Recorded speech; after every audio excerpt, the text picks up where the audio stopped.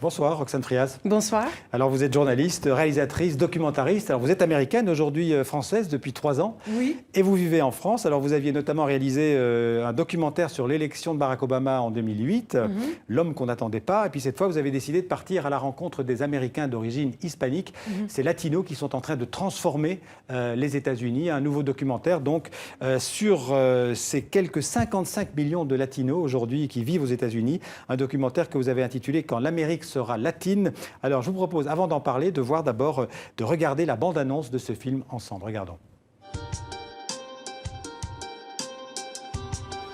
Somos americanos, somos el futuro. Latinos are important because we have power in numbers. Latinos are the future. Bienvenidos a la Casa Blanca. Todos somos latinos.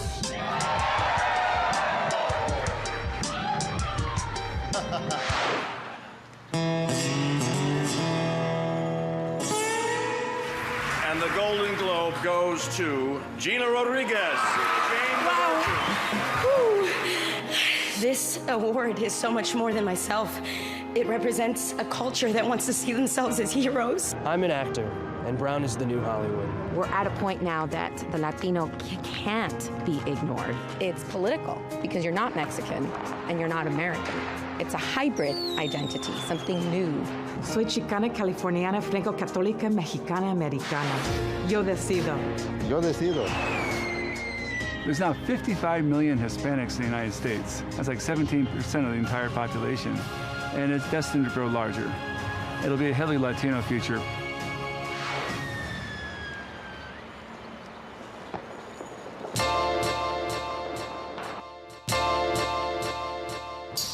Latinos are American stories. We are now the mainstream. It's eating a hot dog and a tortilla. For generations, America by choice. Alors, on revient en plateau. Roxane Frias, c'est pas vraiment la bande-annonce. En fait, c'est une pré-bande-annonce que vous aviez fait. C'est le teaser du film avant que je parte en tournage. Enfin, heureusement, ça parle du même sujet. Oui, absolument. Alors, je disais, vous êtes vous-même d'origine hispanique. Oui. C'est un peu l'histoire des vôtres que vous racontez dans ce film. C'est-à-dire, mon père, il est d'El Paso, là où il y a déjà un morceau de mur, mais à son époque, il n'y avait pas de mur. Del Paso, donc c'est juste côté Mexique. Au Texas, Ouais. c'est Ah, la oui, d'accord, frontière c'est la frontière entre les deux. Ciudad Juárez, Mexique, El Ouais. Paso, Texas. Et dans le temps, parce qu'il ne faut pas oublier qu'il y a même pas 200 ans, toute cette région appartenait au Mexique. Ouais. Et donc, quand c'est devenu les États-Unis en 1848, les Mexicains avaient l'habitude de traverser, d'aller travailler, de rentrer chez eux. Et puis, la frontière n'existait pas réellement. Donc, à l'époque de mon père et ses parents ont traversé la frontière.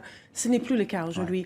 Donc, je garde cette histoire à moi et je voulais faire un constat de ce qui représente le latino aujourd'hui aux États-Unis. Alors, on peut dire que c'est une évolution démographique et peut-être même une révolution démographique parce qu'ils ont une natalité très forte. Oui. Je le disais aujourd'hui, 55 millions à peu près de latinos sur une population de 320 millions d'habitants. Et on dit en 2050, ils seront pratiquement... il y aura un Américain sur 3 qui sera latino. Voilà. En fait, 50% de la croissance nationale vient de jeunes latinos aujourd'hui. Et ce sont les jeunes qui sont nés aux États-Unis. C'est la première minorité, en fait, aujourd'hui, avant les Noirs américains. Oui, voilà, bien entendu.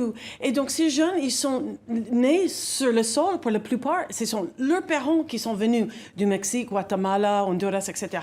Donc, c'est les nouveaux Américains, le nouvel visage de l'Amérique. Alors, on peut dire que, je vais simplement donner quelques chiffres, 55 millions d'Hispaniques aujourd'hui, 45 millions de Noirs, 20 millions d'Asiatiques et environ 200 millions de Blancs. Je le disais, donc en 2050, un Américain sur 3 sera hispanique. Il faut le dire, vous l'avez dit aussi, que ces États du Sud-Ouest, ce sont surtout des États du Sud-Ouest américains, qui étaient en fait mexicains dans l'histoire. Dans l'histoire, on a regardé le nom de la ville, Los Angeles, San José, El Paso. Oui. Donc, Colorado, même une partie de Utah, le Texas, Arizona et bien sûr la Californie, tous appartenaient au Mexique. Il y a beaucoup d'États, d'ailleurs, c'est dans ces États du Sud où on parle essentiellement espagnol. On parle d'abord espagnol. Oui, dans certaines villes, l'espagnol est couramment parlé. Mais ce que je trouve intéressant, et on voit ça dans mon ville, même dans le centre des États-Unis, où on voit que les villes se vident, comme l'Iowa, on ne peut pas trouver plus blanc. Et là, je suis allée dans cette ville pour voir comment les Latinos sont en train de revitaliser ces villages qui se vident. Et ça donne une couleur latino et l'économie remet en marche grâce à leur arrivée. Alors, Roxane Frias, on est en pleine campagne électorale, on en parlait juste avant aux États-Unis. On peut dire que la question des minorités, et donc la question de la minorité hispanique, c'est central pour les deux candidats. C'est ça qui peut leur faire gagner ou perdre l'élection. Bien sûr. Moi, je pense que le latino, c'est le vote latino qui va déterminer qui arrive à la Maison-Blanche. Mais après le speech de Trump hier soir, je pense qu'en fait, maintenant, il s'en fiche.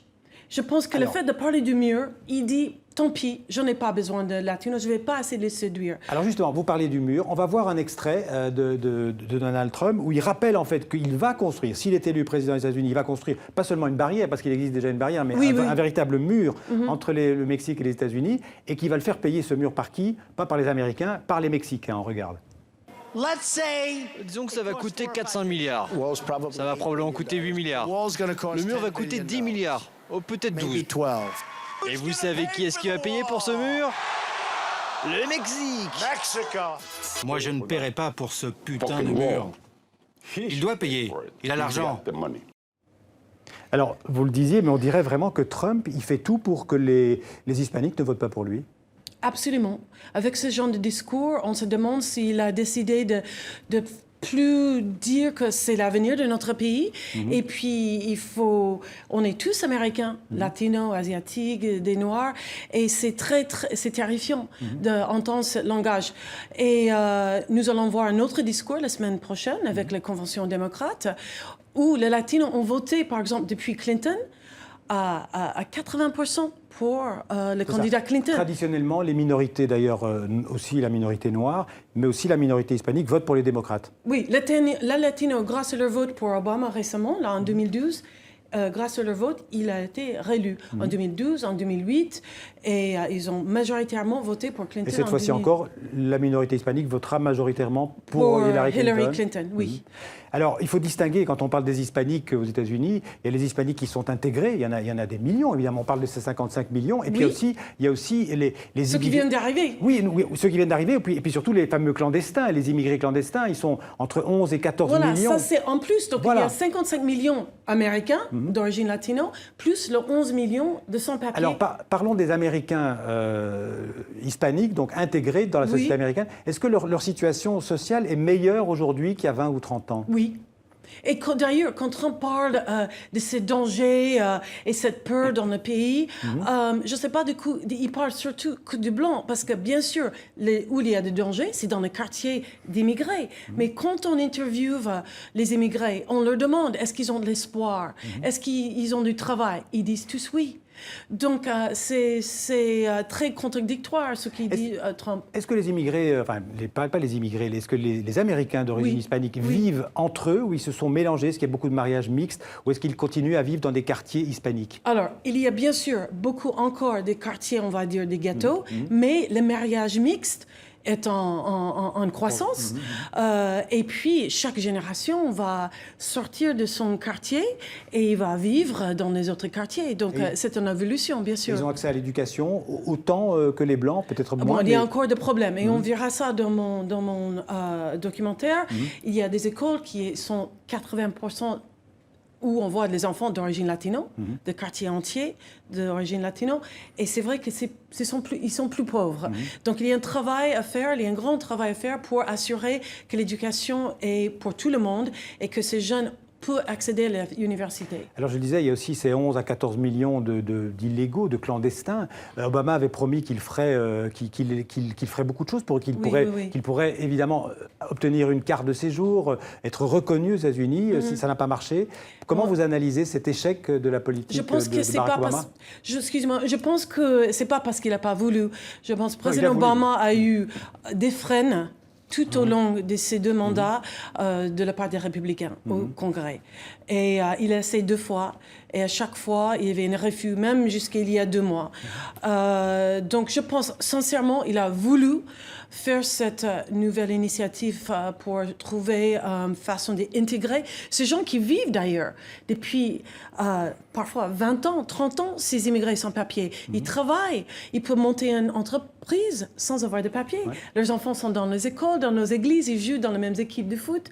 Ils sont intégrés dans ce pays et ils se rendent compte de ça. Sous la double présidence Obama, il y a aussi eu beaucoup de nouveaux élus originaires de la communauté hispanique.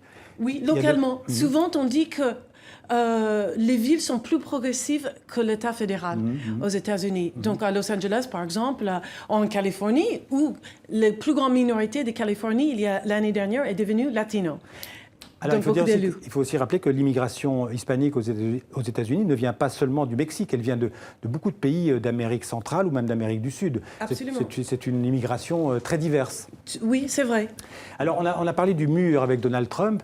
Il faut aussi dire quand même que ce mur, la construction de ce mur a continué sous Barack Obama.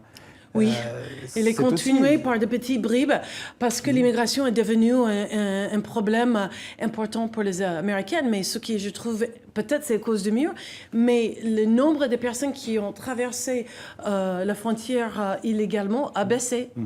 La croissance, je veux dire, vient de jeunes américaines nés sur le terrain de parents immigrés, donc des latino-américains. Ouais. Roxane Frias, ce sera ma dernière question. On peut dire que votre documentaire, c'est vraiment, comment dirais-je, la preuve que l'Amérique du XXIe siècle ne sera plus jamais la même. C'est l'éclosion, en fait, d'une nouvelle Amérique à laquelle on assiste. Ça serait très différent de tout ce qu'on aurait vu auparavant. Ouais. Très différent. Un pays encore plus multiculturel, oui. Ben merci beaucoup d'être venu parler de votre film, donc Quand l'Amérique sera latine, et je pense qu'on peut le voir sur Internet, ou peut-être qu'il sera encore rediffusé sur certaines chaînes de télévision, comme sur Arte, il l'a déjà été d'ailleurs. Oui, oui, oui. Merci je vous remercie pour cette invitation. Merci à vous, merci beaucoup. Et bonne élection. Merci.